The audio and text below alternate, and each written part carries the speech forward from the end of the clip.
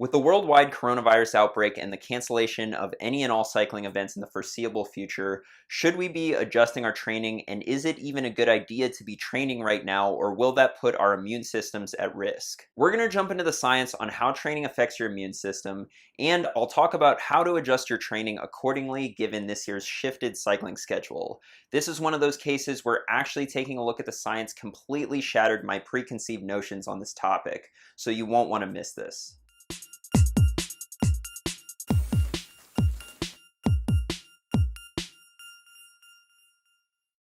Welcome back to another video. My name's Dylan, and for weekly science-based coaching videos just like this one, be sure to subscribe. The outbreak of COVID-19 is having a huge impact on our daily lives, as I'm sure you already know. Dude, tell me about it. I can't even talk other bike racers on Facebook anymore because every single post is about coronavirus. And from reading those posts, I can't tell if we're all gonna die or if we all just need to calm down. For some cyclists, riding a bike right now is understandably the least of their concerns. But for many of us, riding is a part of our day-to-day life, and it can be difficult to know how to adjust your training or whether or not we should be training at all right now. This is what we'll be discussing today. Let's first get into the science on how hard training affects your immune system. It's a pretty widely held belief amongst athletes that a hard workout or a race compromises your immune system, and many athletes report getting sick after racing. Interestingly enough though, there's a lot of research out there that contradicts this belief. For example, this study on exercise and immunity to the influenza vaccine in older individuals categorized subjects into one of three groups: active, moderately active, or sedentary, and then tested them 2 weeks after influenza immunization. The results showed that physically active participants had the best immune response and concluded that the practice of regular vigorous exercise was associated with enhanced immune response following influenza vaccination. And this isn't the only study coming to this conclusion. This study also found that exercise enhanced immune health in older subjects following the flu vaccine. These results have been found in animal studies as well. For example, this study looked at the survival rates of active versus inactive mice after being infected with salmonella. They found that active mice had a better survival rate than the sedentary mice at 34 out of 77 versus 23 out of 79. Old people and mice, is that the best you got? I'm a dedicated athlete who works my body to the point of exhaustion on a daily basis, and I know that's why I get sick all the time. Of course, celebrating my mid-pack Zwift race finish at the bar every night probably doesn't help. I had this same skepticism when reading these studies. Of course, living an active lifestyle is good for your immune system, but what about putting your body under a considerable amount of stress like we do when we race or do a hard workout? Surely that can't be good for your immune system, right? This study on infectious episodes in runners before and after a race compared the incidence of infectious episodes in 273 runners during the training period before and after a 5K, 10K, or half marathon race. What they found was that 34% of the runners who had trained less than 15 hours per week had at least one infectious episode, compared to only 25% for runners who trained more than 15 hours per week.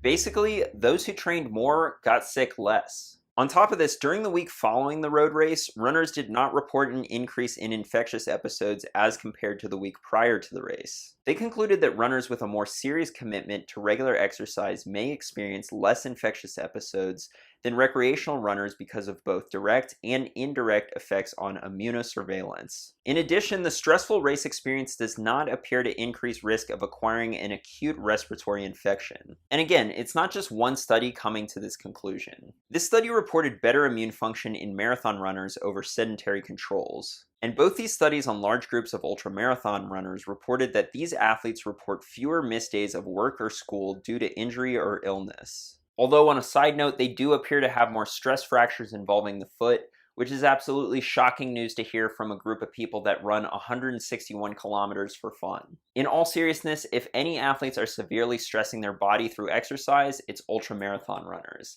And it appears that they're as healthy, if not healthier, than the general population. Why is this? Most athletes will tell you that training compromises their immune system. However, when you look at the science, this doesn't appear to be the case.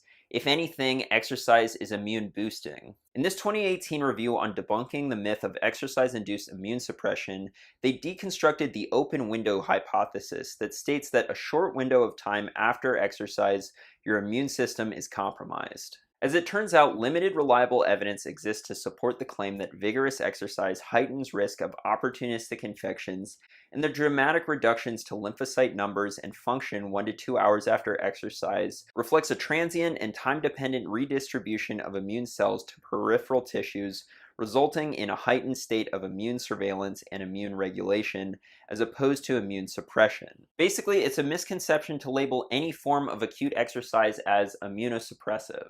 Instead, exercise most likely improves immune competency across the lifespan. To be fair, there is research out there that supports immune suppression with exercise, but these studies are few and far between. The balance of evidence shows that exercise is beneficial to your immune health, even when that exercise is long in duration or high in intensity. Getting sick after a race could be caused by a number of factors, like stress, travel, lack of sleep, or simply being exposed to more people. So in short, should you stop riding your bike so you don't suppress your immune system during the coronavirus?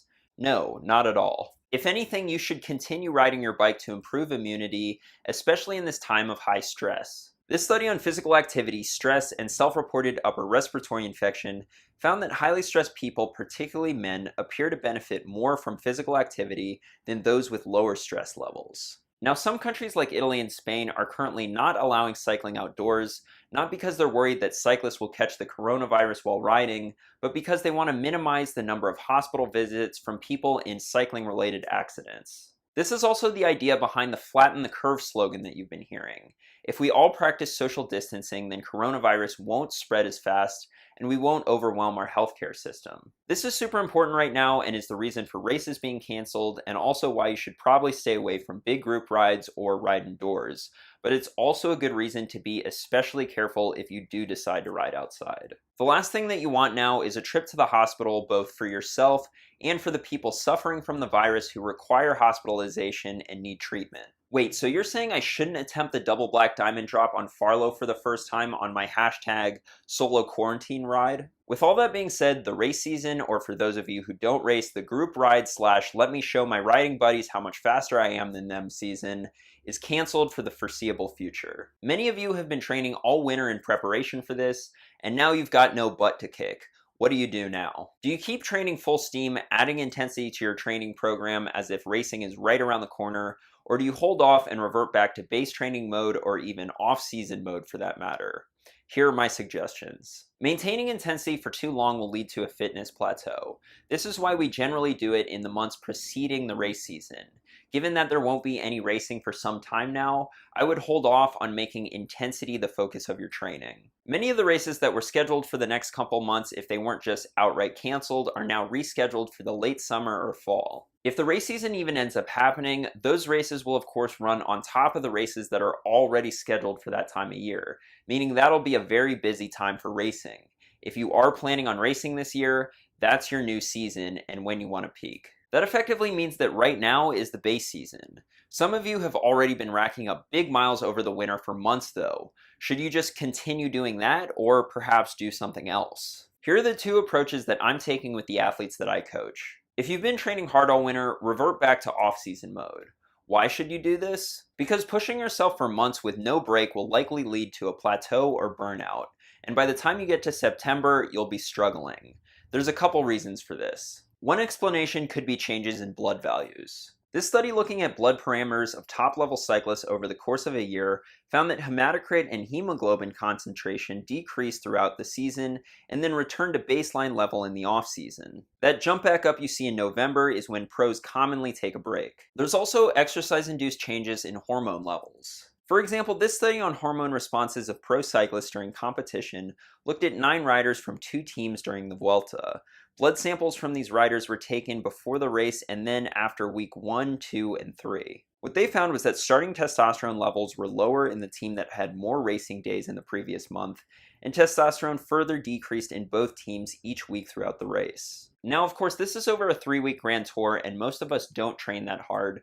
However, similar results have been found for other forms of exercise as well. This study on the effect of detraining on power athletes found that after 14 days of detraining, levels of growth hormone and testosterone significantly increased, while cortisol and creatine kinase levels decreased. The message here is that if you've been training hard, take a little break, perhaps do some cross training, focus on strength, But whatever you do, reduce your training load. At this point, you've got months before you can race, and if you keep it up at this rate, the new adjusted race schedule will likely not go well for you. On the other hand, if you had a slow start to the season and you're just now starting to pack on miles, then lucky you, you have more time. A lot of us are working from home right now. Hopefully that means you have more time to train. Either way, I'd focus on getting in a large volume of Zone 2 work, either alone or at least 6 feet from another rider or on the trainer.